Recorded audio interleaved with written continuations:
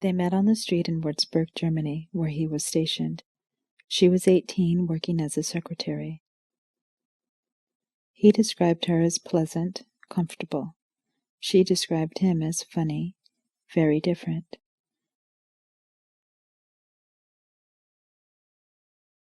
She would ask him questions about the United States. They would meet in a cafe and then go to her apartment. The living room was half this size. They dated for a while. She had the baby, then moved away.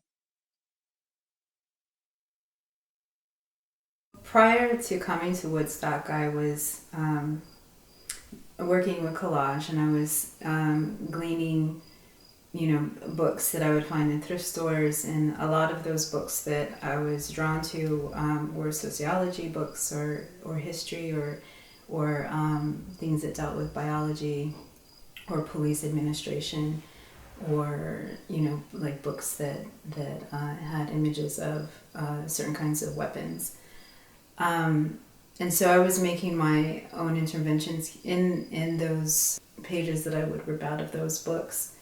But I also was interested in this idea of exploration and its attachment to colonialism and kind of the complicated history photography has to this idea of exploration.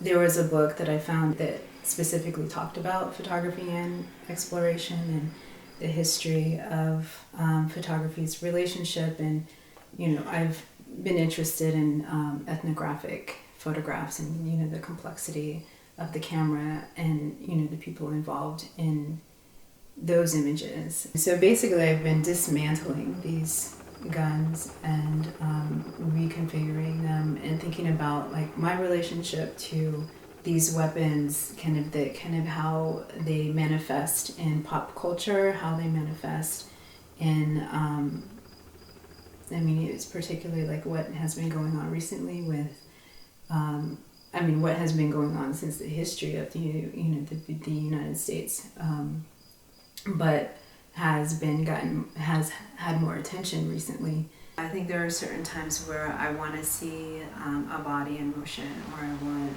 to hear sound captured, like kind of basically. But I think that it also is, because I'm interested in the relationship of photography has with this whole history of the way we see the world, that